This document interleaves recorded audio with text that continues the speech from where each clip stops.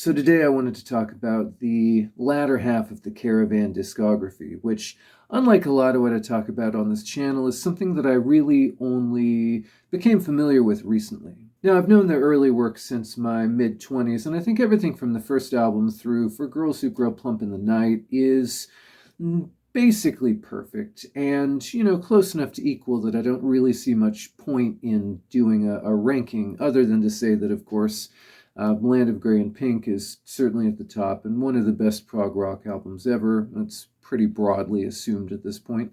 And Cunning Stunts is definitely a step down, but at least, greatness adjacent. But what I'm interested in today is the material I'd consider post-classic, right?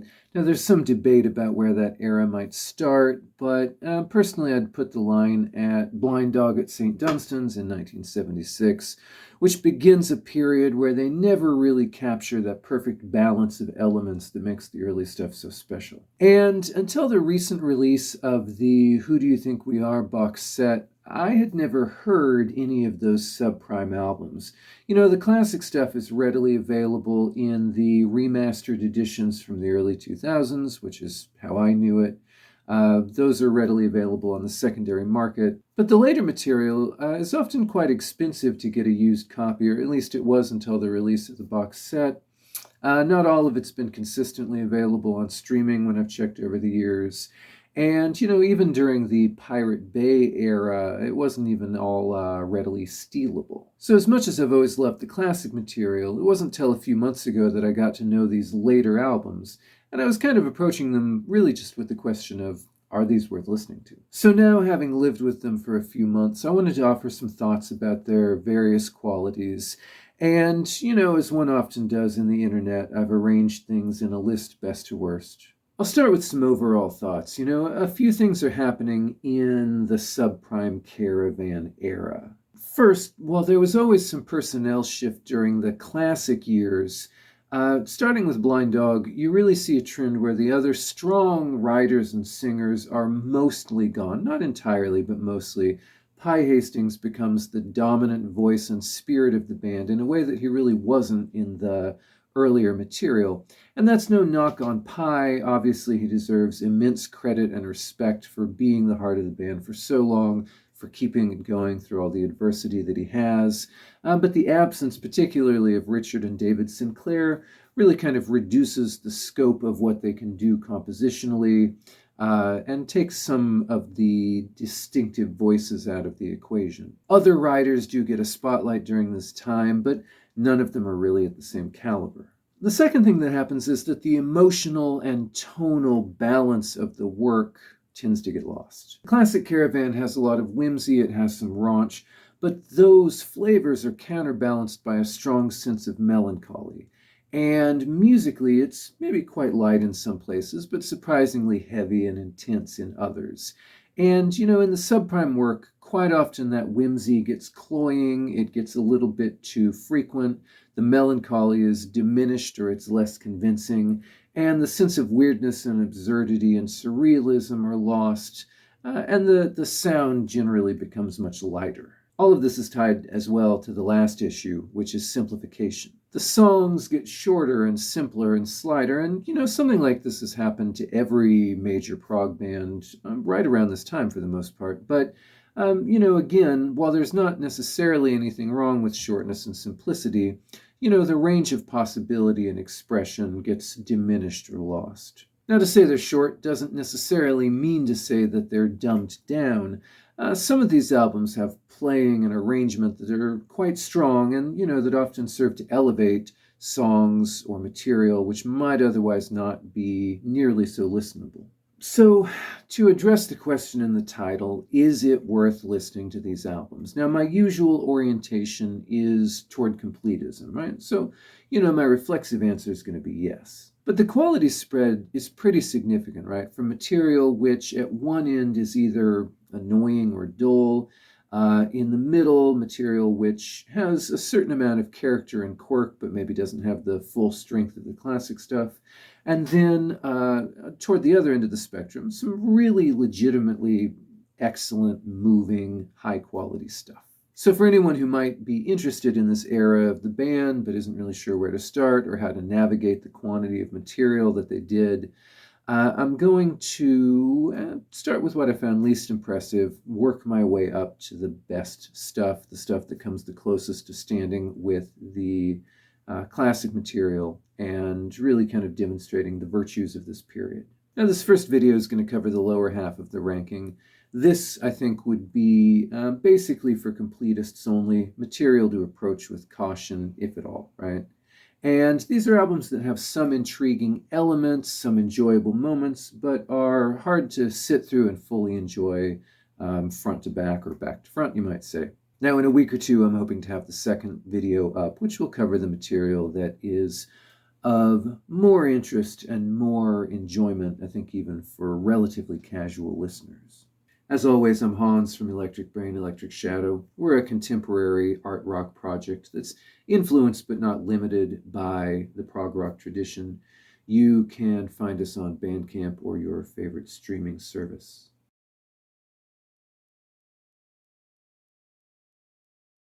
So in 11th, last place, I have All Over You 2. And this is one of two albums of re-recorded older material that they did during this time.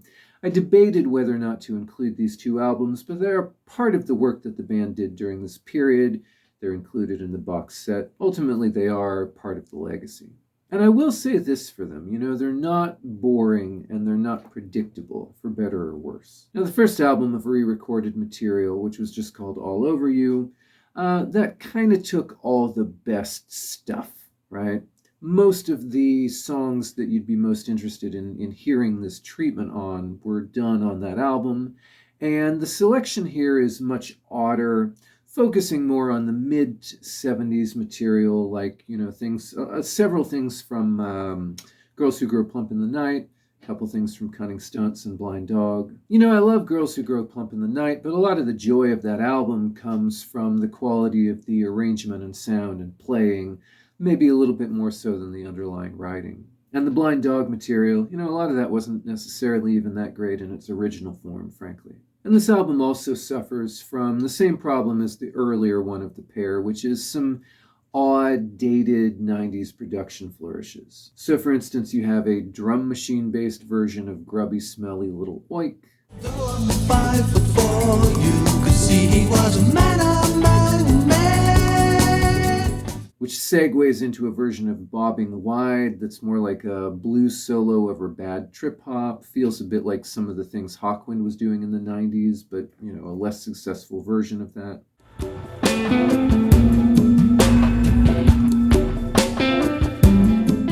So ultimately what you get here is odd production choices on mostly mid-tier material, and those add up to something that's more interesting as a curio than anything else. Not something I'd want to come back to very often, and easily the Caravan album I'd least recommend that you try.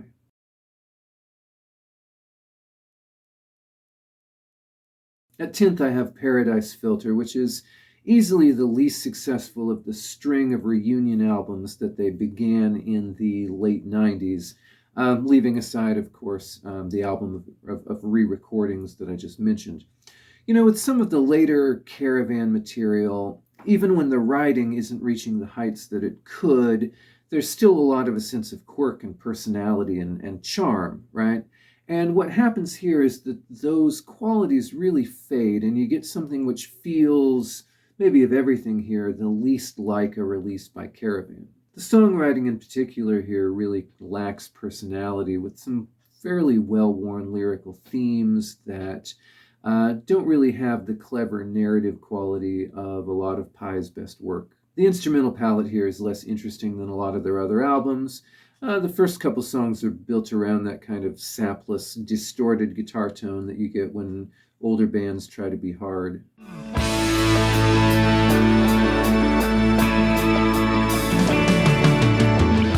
And just in general, the production and performances aren't as layered and intriguingly put together as some of their other best later work. The occasional jam or extended instrumental section, when those do appear, they tend to be kind of underwhelming, lacking a bit in personality.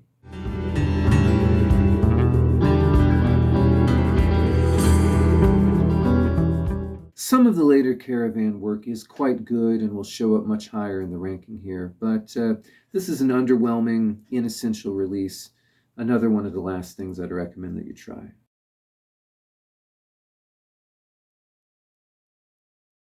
At ninth, I have their 1980 release, The Album, which, as you would suspect from the somewhat undistinguished title, is maybe the most straightforward, the least conventionally progressive album in their whole catalog. The late 70s work still has some flavor, it still has charisma. Here, the color really kind of starts to leach out of the material in ways that undermine its enjoyability, even for a hardcore fan. The first half of the album is a bit more successful than the second. There's some interesting melodies, there's some surprising changes. David Sinclair is back, he's doing some nice keyboard solos.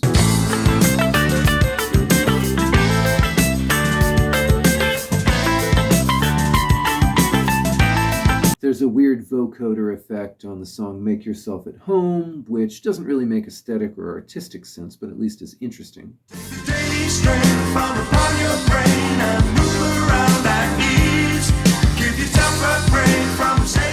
So these are short, cheery, poppy songs. That's true of a lot of the kind of late 70s, early 80s Caravan, but where the other albums make that style a bit more interesting or engaging, here there's just not as much in the production or the playing or the arrangement to really transcend that pedestrian style.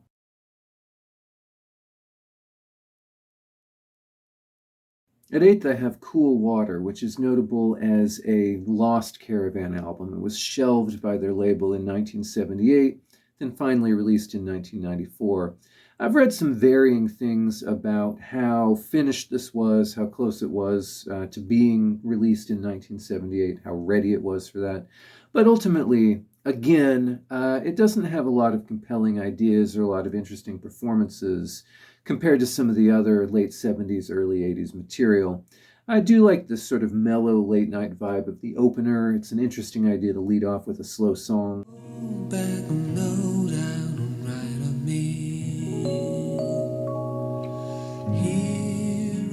But thereafter, the songs tend to be kind of slight in a good-natured way, not incredibly catchy, not instrumentally particularly deep.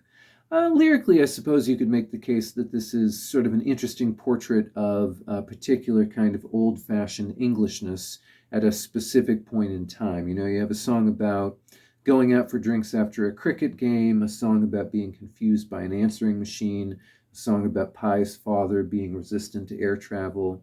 So those kind of documentary period piece aspects are charming in their way, but they don't necessarily overcome the kind of basic underwhelming quality of the album. One thing I would single out for praise is Richard Coughlin's drumming, which gives this material a sense of energy and propulsion it might not otherwise have. In a place that I know, I'll call you sometime in about a week or so. That's probably a virtue in everything they did with Richard's drums, but it's especially notable here, I suppose, frankly, because there's not as much else going on. If you're the kind of person who loves Caravan, then you probably don't want to hear a song called Tuesday is Rock and Roll Night. If you're somebody who wants to hear a song with that name, you'd probably be better served to go listen to Bob Seger.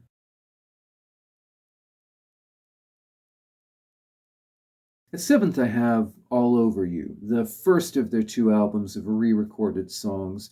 Once again, I debated whether or not to include these albums, but they are interesting to listen to, and this one definitely has its pleasures, although it has its pretty strong drawbacks as well. I'd say, in fact, that listening to this creates a radical feeling of self-contradiction, because in some ways this is a great experience, in others it's some of the most unpleasant material they've ever done. The credit goes, of course, to not just the strength of the writing, but also to the acoustic guitar-based arrangements and the really very effective singing, which pull a surprising feeling and beauty out of very familiar melodies.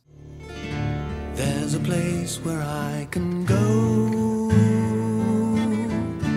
where I listen to. The worst aspects come from the 90s production style, particularly the really dated drum programming, which, for whatever reason, they've used to replace Richard Coughlin in most of the songs. So there's a sense listening to this album of being pulled rapidly between pleasure and disdain. The opening version of If I Could Do It All Over Again, yada yada, it's driven by an infuriatingly jaunty guitar riff and clarinet, and the baffling sound of an Ace of Base style drum machine being programmed in 7/8.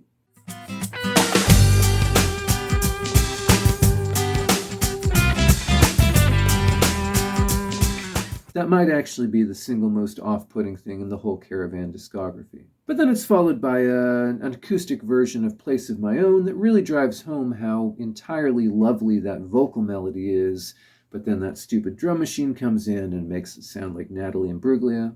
Of someone who gets much too close to me.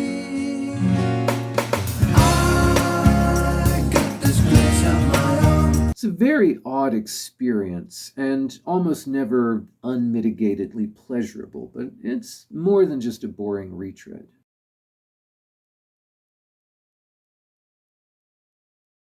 At sixth, I have 1976's Blind Dog at St. Dunstan's. And, this is generally regarded as the first firm step down from classic status. And this is the first album where you see all the trends that I noted as being characteristic of the subprime years, right? Pye dominates the songwriting with work which tends very much toward whimsy and slightness in a way that kind of throws the overall mood and emotion out of balance. There's a couple contributions from Jeff Richardson, who doesn't have the same charisma as a writer or singer that Pye or the Sinclairs or even John Perry did. It's still quite energetically played. Some of the songs are pretty catchy. The viola and electric piano lend it a distinctive sonic quality relative to the other 70s Caravan.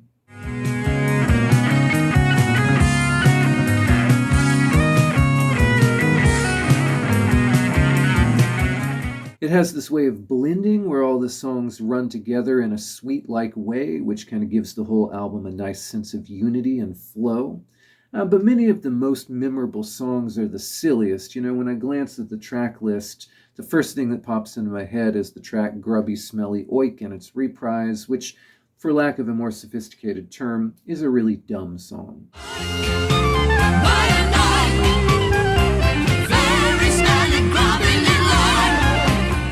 This is also their first album since the debut without a really compelling epic, right? The closing track, All the Way, gets close from a length standpoint, but it's more a ballad than an epic piece. And while it is lushly produced, the lyrics and the melody feel generic and unmoving, right? So there's still a lot of the flair and complexity of the classic work here and how the songs are played. It still feels tied to that time in a way that nothing else on this list does.